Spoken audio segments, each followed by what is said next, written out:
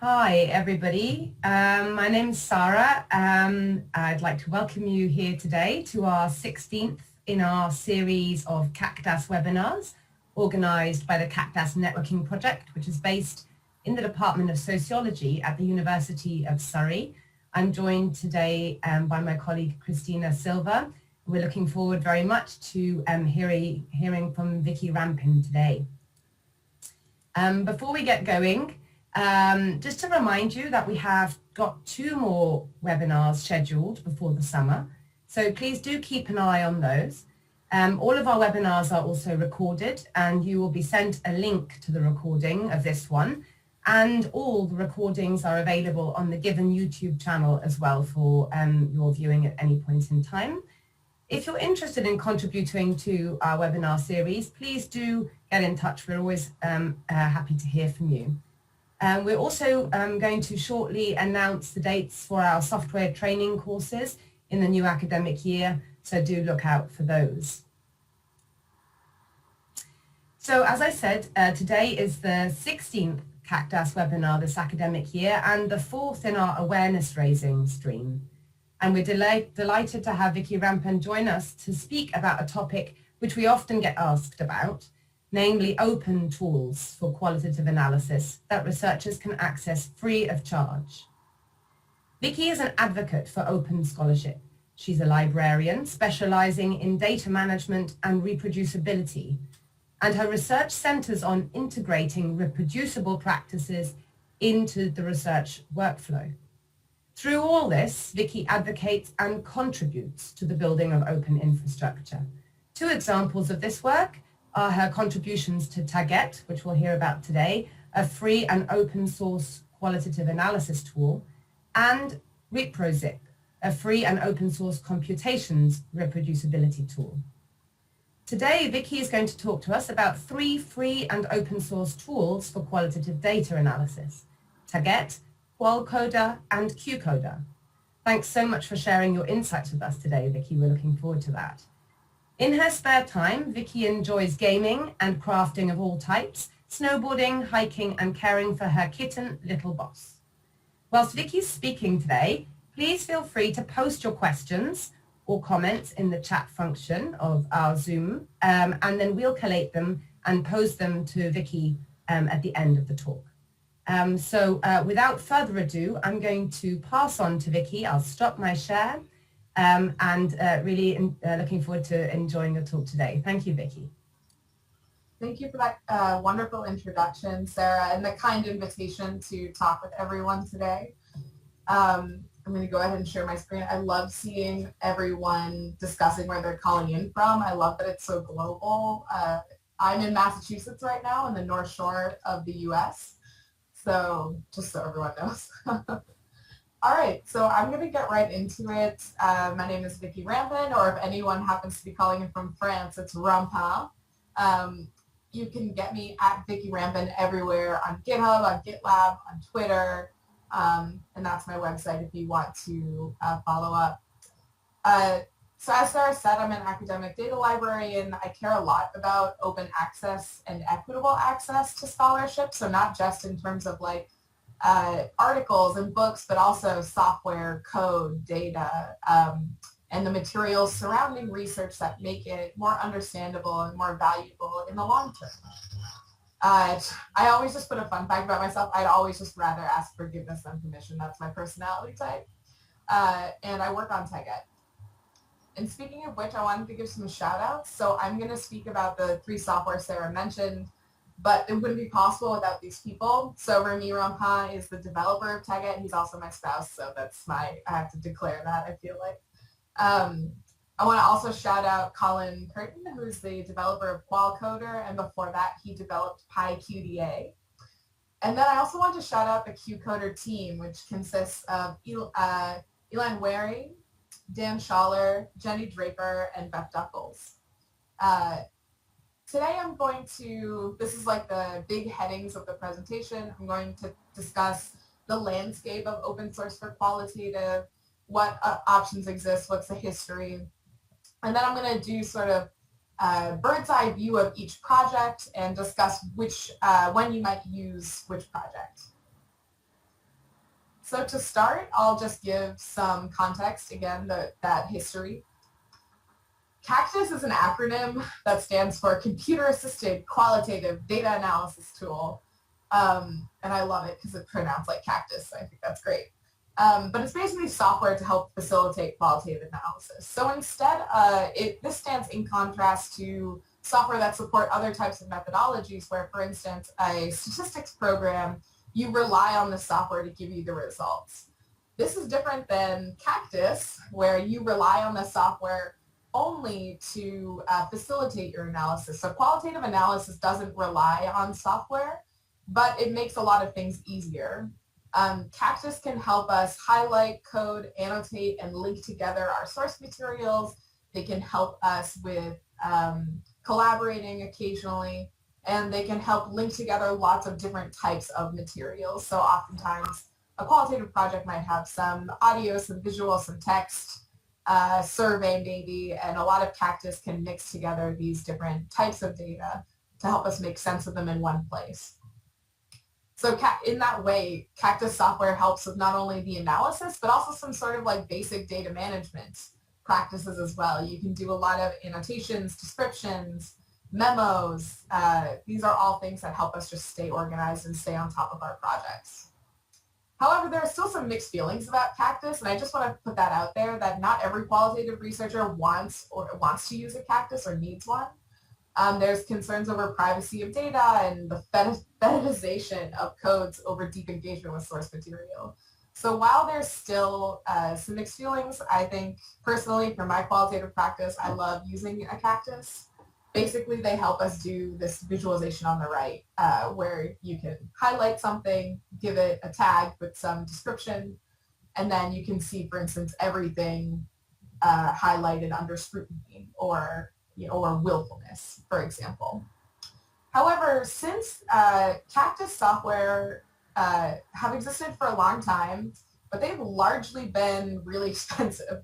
So the number of actual FLOSS, another acronym, this one stands for Free and Libre Open Source Software. So that's software that you can use, modify, and redistribute with very few restrictions. So this makes it free for a lot of people to use. So the number of just qualitative analysis tools that are free and open source is very low. There's been less than 20 since the 90s by my count. And I had to go some off the Wikipedia and some off a lot of searching because the Wikipedia for CAQDAS is not complete. So whereas the number of free and open source software for qualitative has been relatively low, free and open source software for other methods has been growing steadily. Like if you want to do statistics nowadays, there are a million free programs that can help you. Same with GIS and mapping, same with anything in between. But for qualitative, there's been few options. And this is a huge problem because paid qualitative software is exorbitantly expensive. And I'm talking about for individuals. Like if just me as an individual user wanted to buy Max QDA or NVivo or Atlas TI, it's upwards of $700, which is huge, huge expense, huge expense.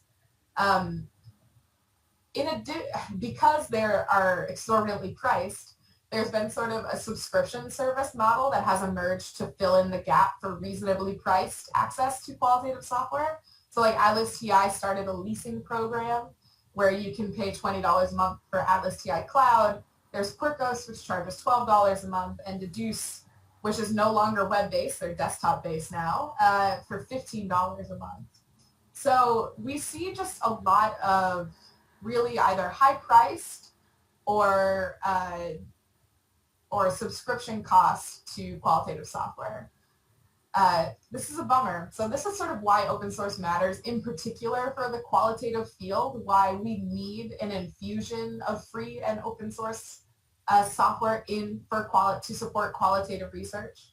This is for equity, first and foremost, in my mind. Researchers without access to these funds deserve access to qualitative software to help their process. We shouldn't have to pay, $750 for one license of a software. I just think that's really incredible for something that's meant to support research, right? You also want to avoid lock-in. So there's a big problem, particularly when, for instance, you're learning a qualitative tool in university, and then you leave university and you may want to continue your research at a new organization or as an individual. And ideally, you want to be able to take the software that you learned everywhere you go. So even when you graduate, you will have access to the software you learned during your time in school. With a lot of proprietary software, we know that it's not true, again, for a lot of monetary reasons, right? Resource reasons. So we want to have open source software that will allow you to take the software with you the same way you would take your source materials with you. So we want you to have access to your analysis for the longest possible term, the most sustainable way. Then there's also a standardization. So open projects support interoperability with each other. We've seen a great standard emerge that a lot of proprietary tools are also supporting, the REFI-QDA standard. Let me type it in the chat just so. I don't have a slide on it, but it's an initiative to provide standard file formats for qualitative research output, like a project or your code book. And open projects are meant to support open standards. And so this has been really great. And then, of course, open source matters in qualitative because the development of open source software comes directly from the community. So we're not putting in, extra features that nobody asked for because we're giving our labor away for free to write the software, right? So we are specifically focusing on features that help the widest amount of people in our community. And that sort of drives the development of a lot of these different approaches to open source qualitative software as well. So the underlying thought is it's not right or fair that qualitative researchers without funding can't afford basic software to be able to do their research. And so today I'm going to talk about 3 different software that have very different approaches, which is really cool. 3 free and open source qualitative analysis tools. The first I'm going to talk about is QualCoder, which is a desktop application. It supports in particular coding of audio, visual, and images, which is awesome. And it has a ton of import and export options. I'm also going to talk about qcoder, which is an R package, so very different off the bat from QualCoder. It's an R package that you can use to code text. And this is really great because you can use the output with any other R package. So you can augment your qualitative analysis with like a network analysis or some summary statistics or interweave it with analysis of a survey if you're doing multi-methods. And lastly, I'm going to talk about Taguette, which again is the project I work on. It's a desktop or server-based application for coding text material, and Taguette is really Taguette stands out from these because it supports real-time collaboration. So you can see 3 very varied approaches to doing open source in service of qualitative research. A desktop application that supports AV, an R package, and a desktop and server application that supports real-time collaboration. So very awesome to see these choices arise to help, help qualitative researchers. Because again, open source, the other reason why I love open source is because you have a choice. I can go from qcoder to Taguette if I wanted. I can choose which one fits with which project the best. And this can be sometimes tricky if you're tied into one expensive proprietary software, because then you don't really want to change that much to fit the needs of the project. A lot of people would rather fit their projects to the software. And so a great thing about having different options in the open and free space is, again, the software works for you. You don't work for the software. So just a quick view of these 3 tools. They all work on every operating system, which, as we know in qualitative, a lot of proprietary tools work one way on Mac and work a different way on Windows. But all 3 of these free and open source tools work the same on all operating systems. Tagette is the only one that supports collaboration, and QualCoder is the only one that supports AV materials at this time. There's out-of-the-box mixed method support for QualCoder and qcoder by using other R packages. And there's not out-of-the-box support for mixed methods in Taguette, although you can always export things to like a CSV file to use in a stats package. So it's not out of the box, but you can still export things to be able to do mixed methods with Taguette. So barring any immediate questions, I'll move on to talk a bit about the specifics of the software. I'm aiming to talk for like another 30 minutes, and then I'll take any questions you have. And again, feel free to put questions in the chat as they come to you, and the organizers will ask me at the end. So all right, let's talk about QualCoder. QualCoder was developed by Colin Curtin, who also developed QualQDA. So QualQDA is the predecessor of QualCoder. QualCoder is hosted publicly on GitHub, and it is a very high-powered CAQDAS. It has a lot of the same similar features that you would find in like in vivo, for example. It has multilingual support, a really highly customizable user interface, and you can actually import directly from QualQDA or RQDA into QualCoder, which is very cool. Here's just a brief overview of some of the features. So with QualCoder, again, it's available on all operating systems, and it supports AV. QualCoder also allows you to add memos to files, to codes, to cases, but it also allows you to keep a project journal, so you can keep like a running log of your workflow, of your thoughts.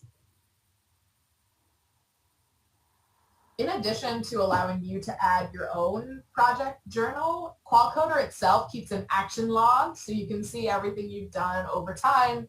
You can undo and redo. It's very nice that way. They have lots of different reports available, again, similar to what you would see in like in vivo, where you would have a code comparison matrix, frequencies. There's even some graphing that you can do with QualCoder to show relations between codes. And there are, the other thing I love about QualCoder is there are all these keyboard shortcuts that make things just a lot easier. I have it up here. This is what QualCoder looks like.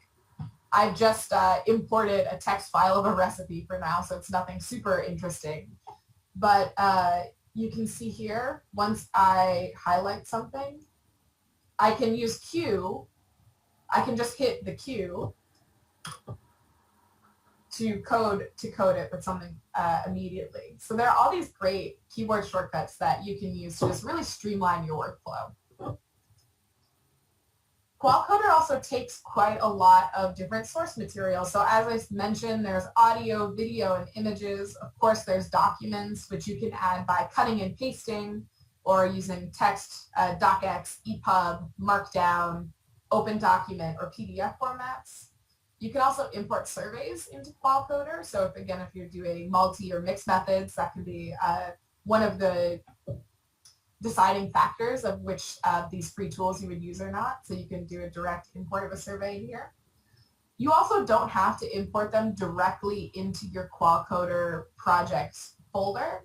You can link them from another place on your computer. So again, there's all these different pathways for data management using these software as well, which is really great. So this, if you click, you can see on the Manage tab, it's a list of, and this screenshot comes from the QualCoder wiki, because my own QualCoder test is just one file and it's not that interesting.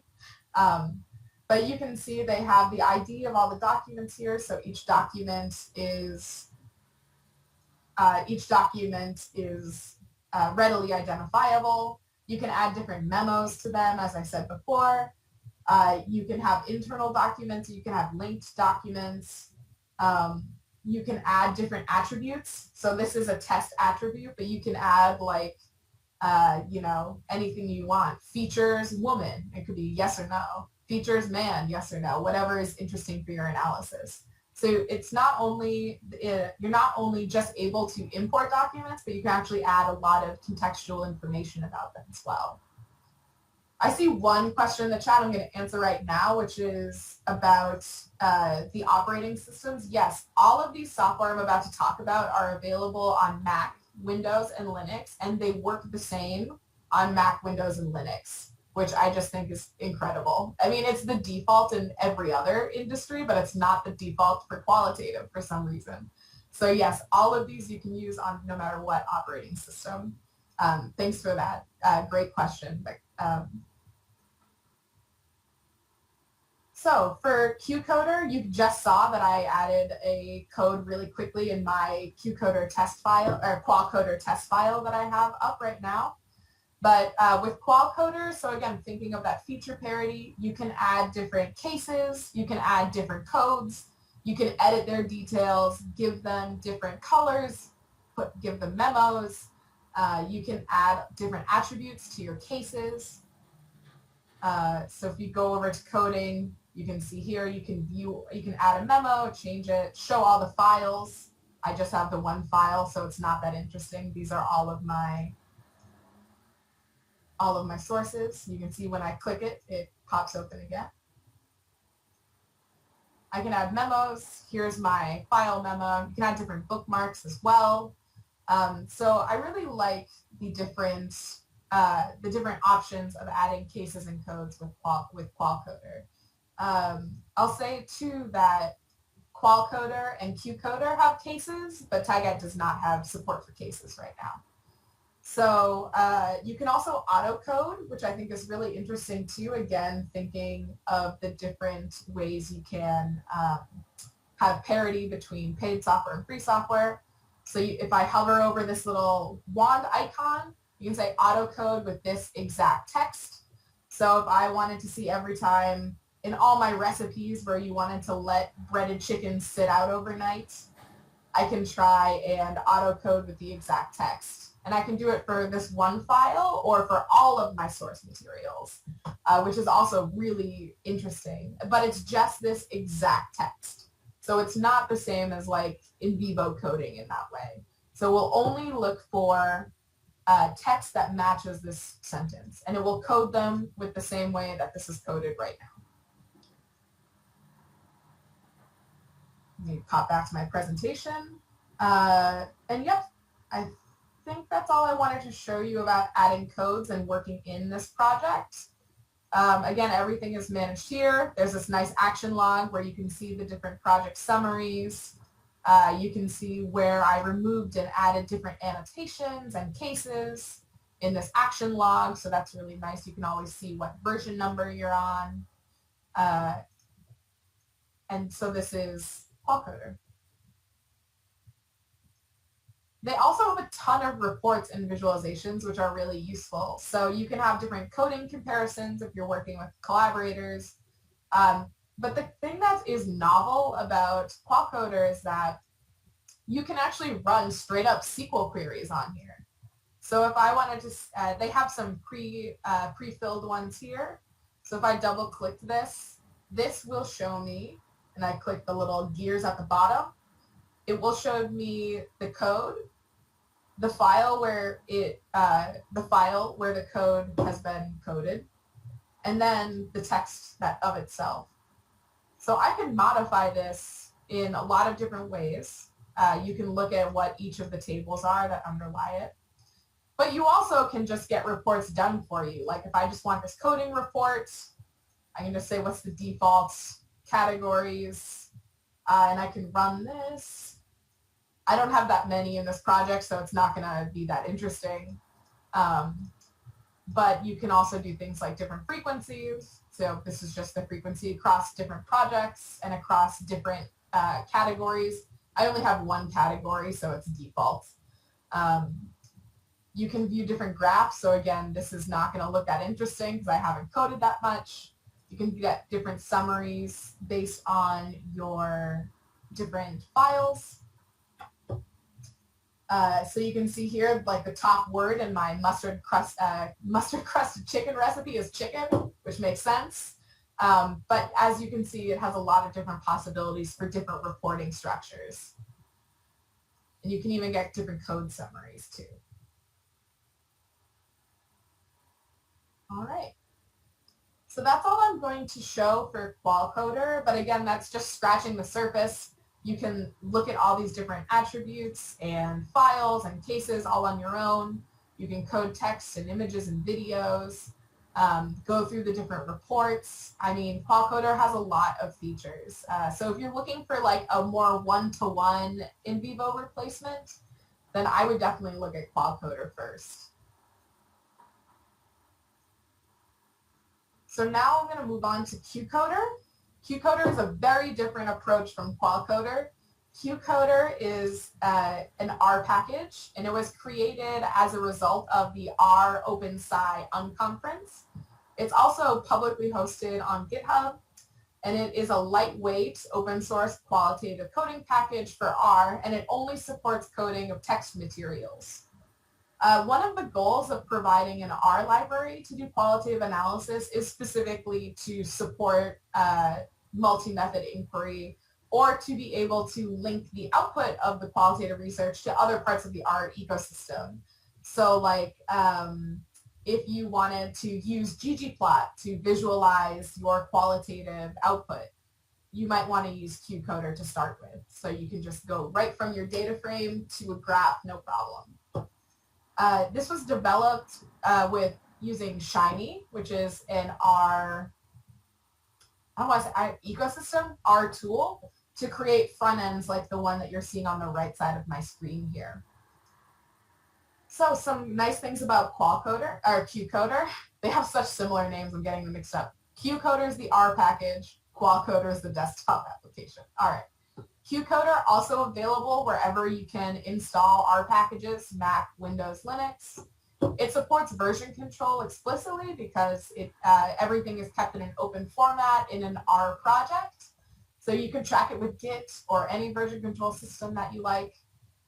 It links again to other parts of the R ecosystem, so that's really nice. I tend to use R for a lot of my visualization, so using QCoder would be a good fit for projects that I do that. The data is local for all these, for QualCoder as well as QCoder. The data stays on your local computer or wherever you've installed the application. And coding looks pretty similar. So let me pop open my QCoder. So this is what QCoder looks like. You can also open it in your web browser. This is just what automatically pops up when you run it from R. So this is RStudio. I've run QCode. I'm just using their sample project. You can reload it if you need to, but it should be okay. To add codes to text, you have a document. So this is just a set of example documents. They load as plain text here. And to code them, you highlight a section of text. You select the codes you want to add. I'll just say cool and person. And I click add the selected code. You can see now there's this, around it, there's this Q code in parentheses. And then after the end of the Q code is the hashtag cool, hashtag person talk, which are the tags I just added. And when I click save and I get the check mark, I know everything's good. You can also add cases to different documents, except in QCoder, they're called document links. So these are some organizations that run conferences. So I can associate this document with the Our Ladies Conference, for example, and I can save that. And that is how you add a case to a document in QCoder. And you can go back and keep on editing it however you want. You can see the text as well in your document ID here. You can view it as like actually highlighted by clicking this existing Files tab. And then of course you can always go and see the actual codes themselves and your code book. So under codes is where you get your description, your code book rather, which you can save to CSV, Excel. You can just print it or just copy the table. I added this one. It's something rad. You can view all the coded data in this coded data tab. So you can search specifically for, let's say, Twitter, and it will show up across the different tags here and across the text here. So you can say Twitter is here and the tag is consequences. Yeah. So you can query and view and print and export your data in quite a lot of ways. This is where units is where you would see all your cases in QCoder. And then, of course, you can always view what you've done, view the summary of the project in summary. So you can see there's 4 different cases across 5 documents. There's 9 codes. This N is the frequency of codes. So gender was coded 5 times. Gender identification was coded 4 times. And everything is exportable. And when you export your work, you get this zip file. You get this zip file, which I can show you on my computer actually, because I just exported this. So this is my QCoder project. You can see I have the codes as a CSV. I have the documents as those text files. I don't have any images yet. These are the cases. And the other good thing about QCoder is that everything is stored as a data frame. So if I go back to RStudio, and let's say I just close this window, oops. You can see here, I have some of my data frames available. So you can use those data frames, this .rds, to directly import into pretty much any other package in R. You can use ggplot2 to plot it. You can do some sentiment analysis. You can use an R Markdown file to create like an executable paper. So you can use the results from QCoder on their own via the CSV file exports, or you can use them from within R with those data frames. And I'm going to go ahead and close out of RStudio because that's the last thing I want to show for QCoder. And lastly, I'll show Tagette, which again is the software that I work on, so conflict of interest warning here.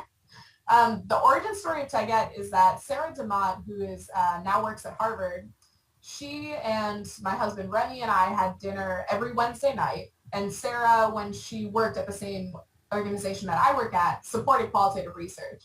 And so she and I would just complain all the time about the lack of free and open source tools and qualitative analysis for qualitative research. So Remy made one with some of our guidance on what those like initial features would be. Taguette is hosted on GitLab at that link there. It's built with Python 3 and it uses Calibri, which is an ebook manager, to convert files to display on the web.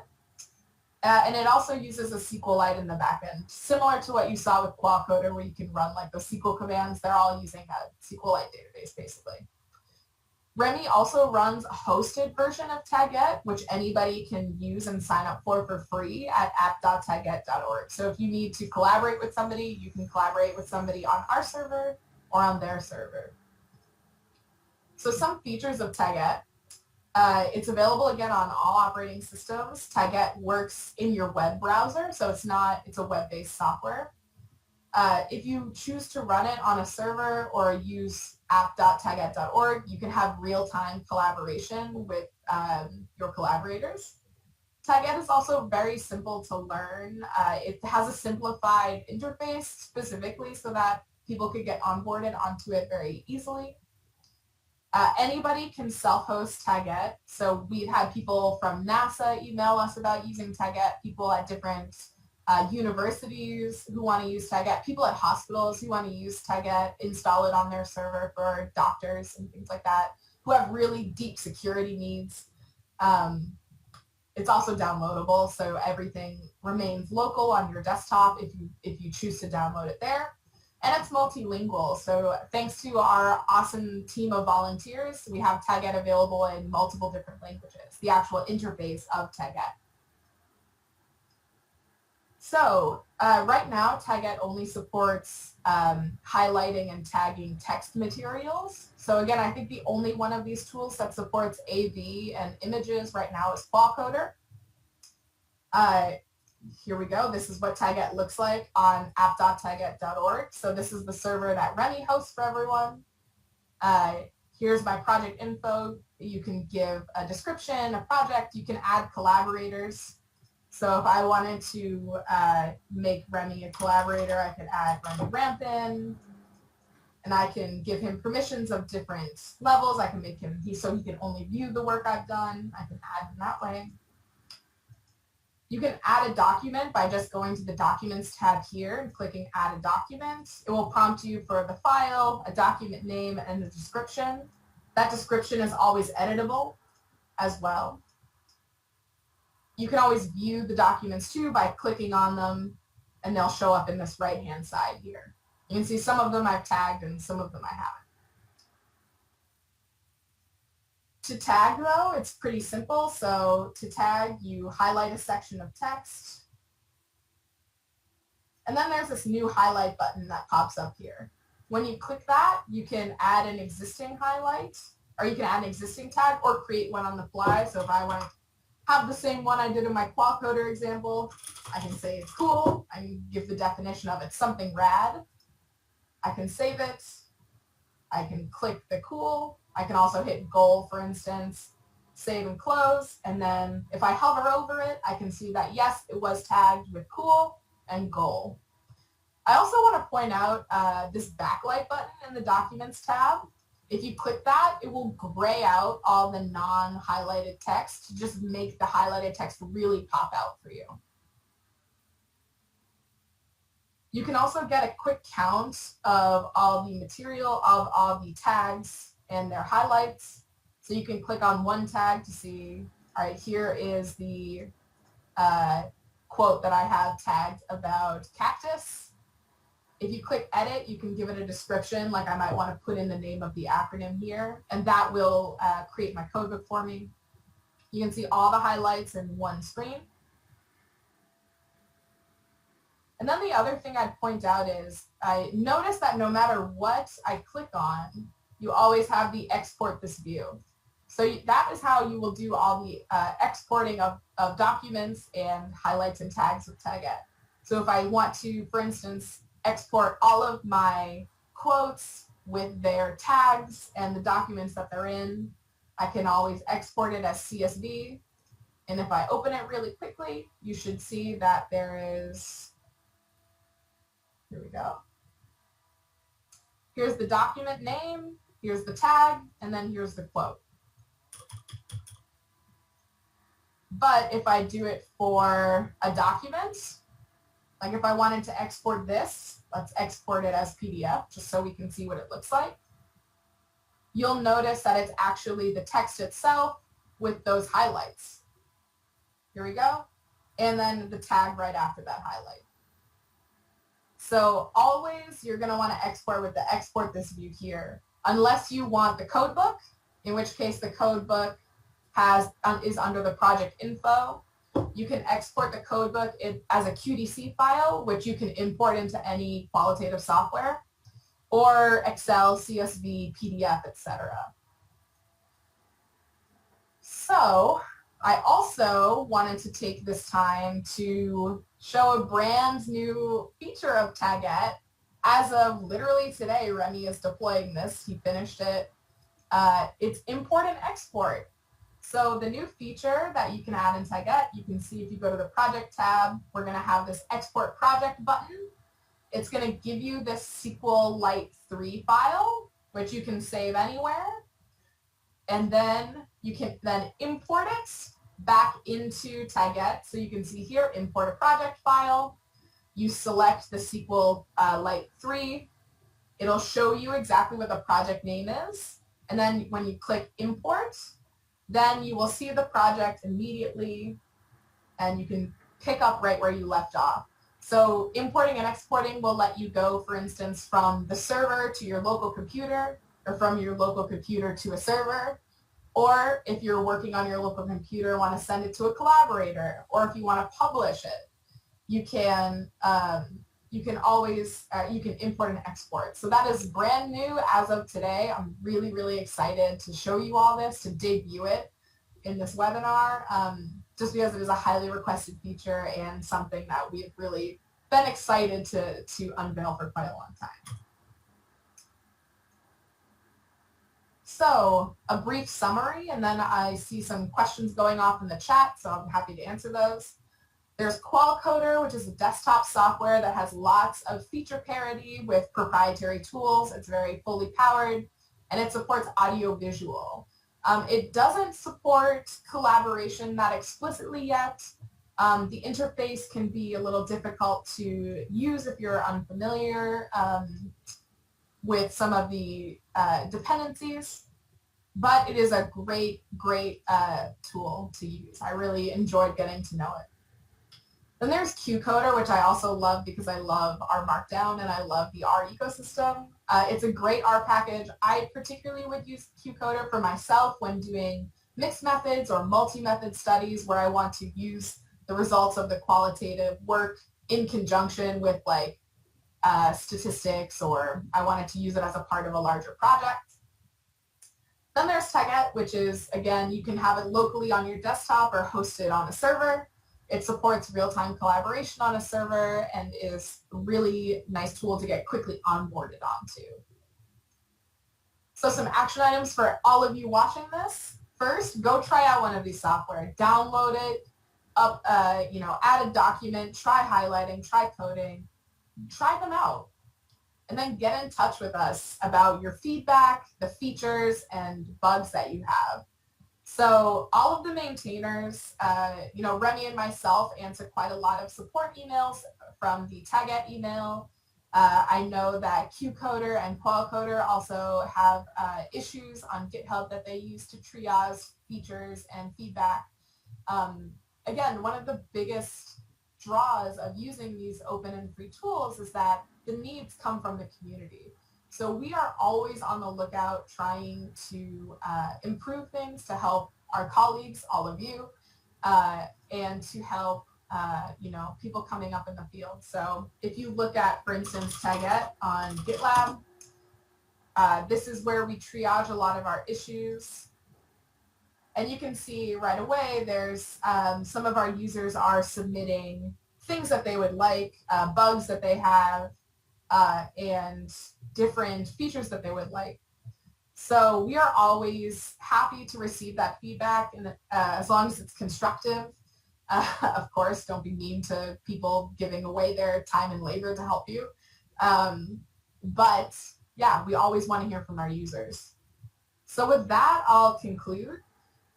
Definitely, again, try out these tools, and you can feel free to get in touch with me. I'm at Vicky Rampin everywhere, and I am happy to take questions at this time. So I'm going to go ahead and stop sharing, so you can all see me while I answer questions. Vicky, And, yeah. Thank you so much. That was a really informative, engaging, and I think vibrant talk that has really opened our minds to open tools for qualitative analysis. So thank you very much. Just what we all wanted to hear. So that's great. There has been quite a lot of chat going on whilst you were speaking. Some questions about specific functionality of the tools you talked about. But before I ask you some of those, I just wondered whether I could start with a couple of more general questions to get us going. So first of all, you mentioned near the beginning about the development of tools within open software for qualitative analysis being the ones that support the needs of the majority of users, and you've just shown us with respect to Tagette the feedback. Is that the main way that you find out what the community of users need from these tools, and is that going to be something that continues in the sort of medium term? Yeah, so luckily a lot of users reach out on Twitter, on email, on GitLab directly to request different features, although of course we're always like looking around to see what other people are doing in terms of what's missing as well. So that's why it was like great to see QualCoder step up in supporting audio, visual, and image material, which is something the open community doesn't have good support for right now. So I think drawing from existing needs and community input directly, yeah, is definitely what we'd like to do. Like ideally, if I had like money to do stuff with Tagette, because everything is again running just off Remy and I's personal accounts, if I had money, I would do like UX sessions and like do some focus groups with users. That's like my dream of dreams. Great. Okay. Thank you. Right now, it's just people telling us what they want, which is great. Yeah. Yeah. And it looks like that's vibrant, you know, that site on the Taguette area at least. Great.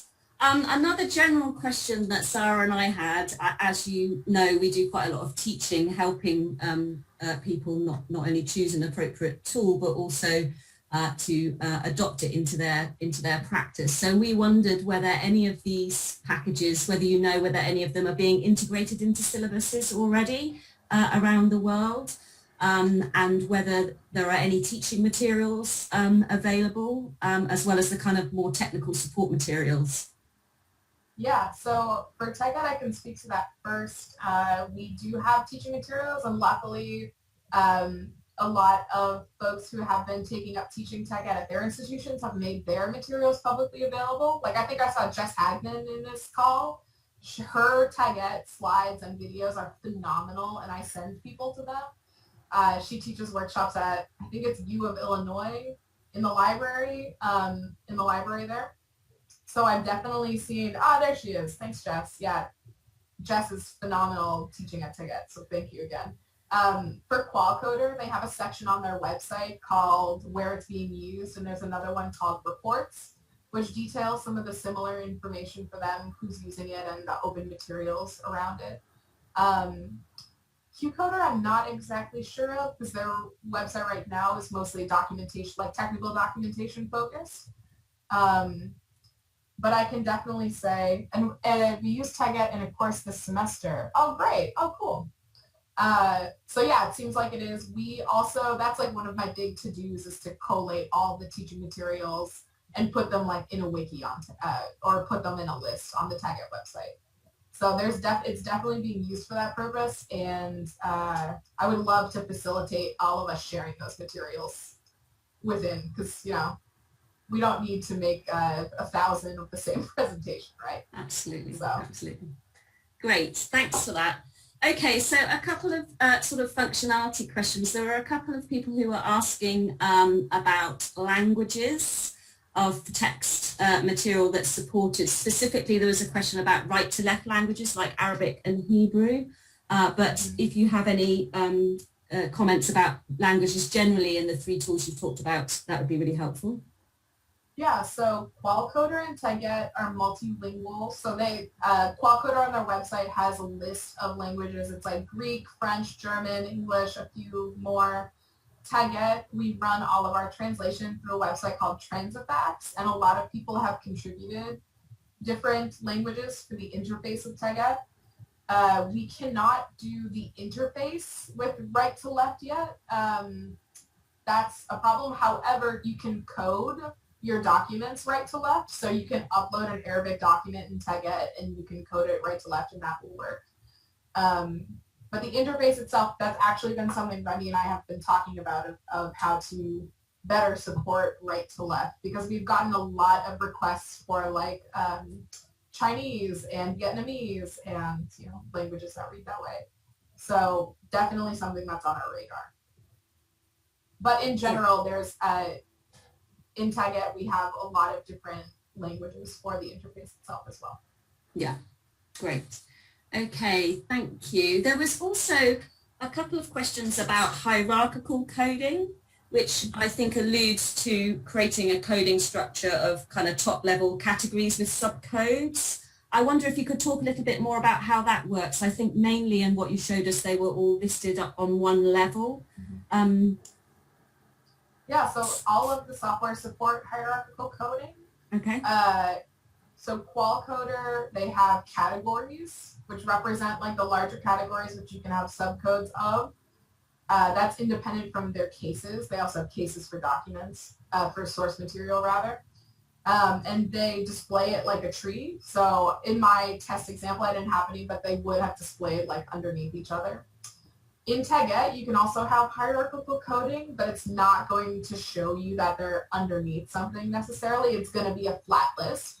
But you'll see like gender, gender underscore ID, gender underscore non-conforming or whatever.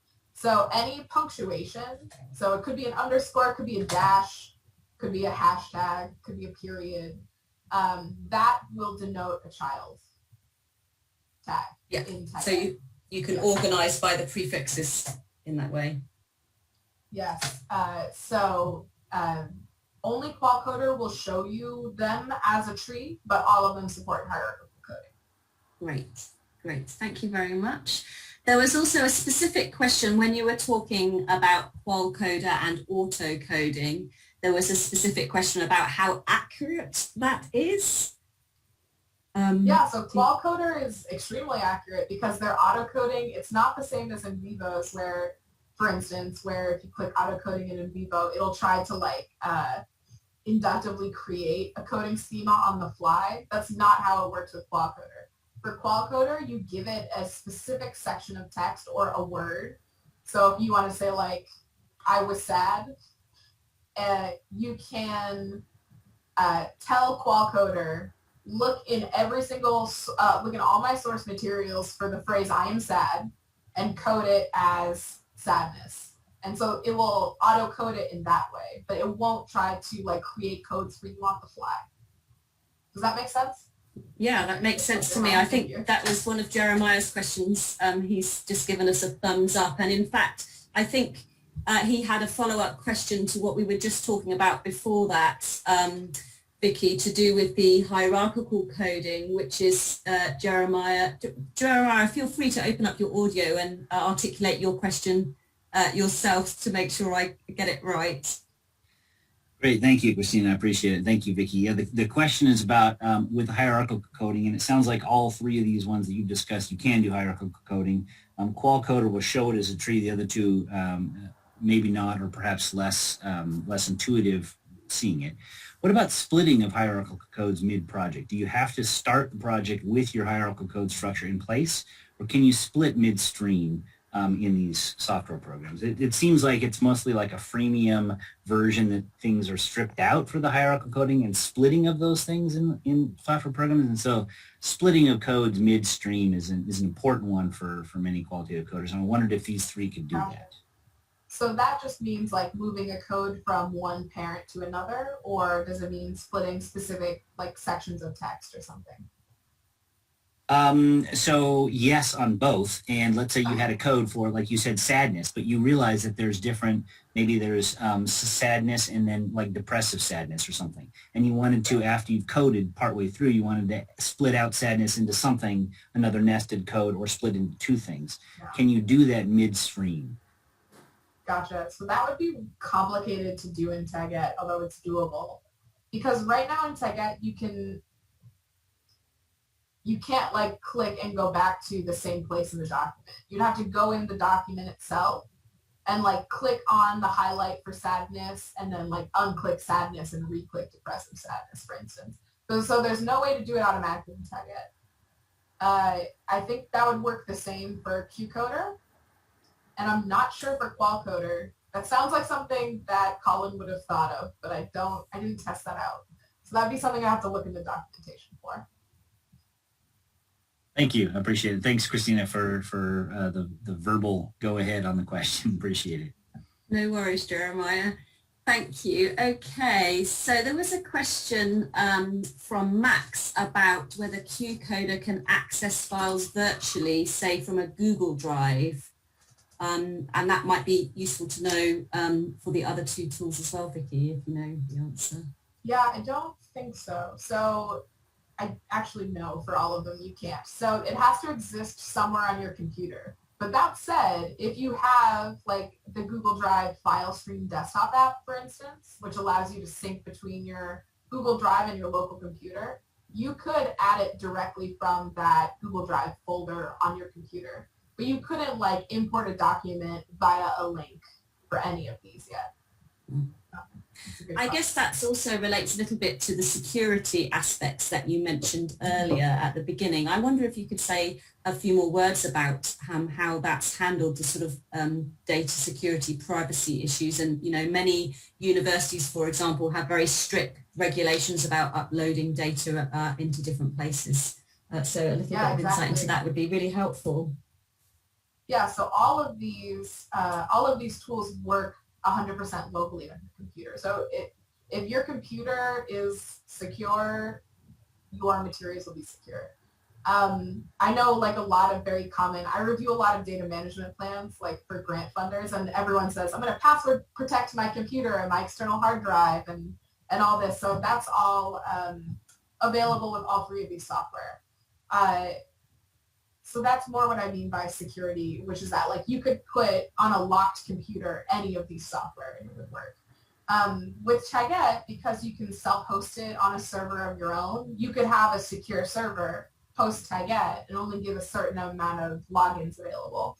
So this has been, we were contacted by a hospital who wanted to do this as well. They had some questions, specifically so they could just provide a very, very secure lockdown space for doctors to do collaborative qualitative analysis.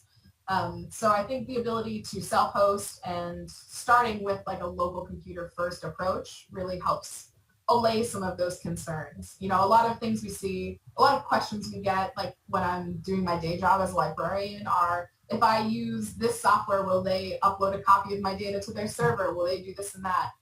None of these software will touch your data on your local computer. So, okay.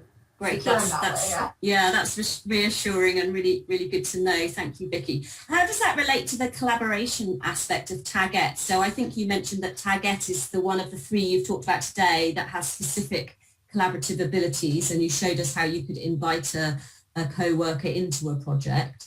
Can you talk a little bit more about what else is enabled if I was to work with somebody else in that way with Tagette?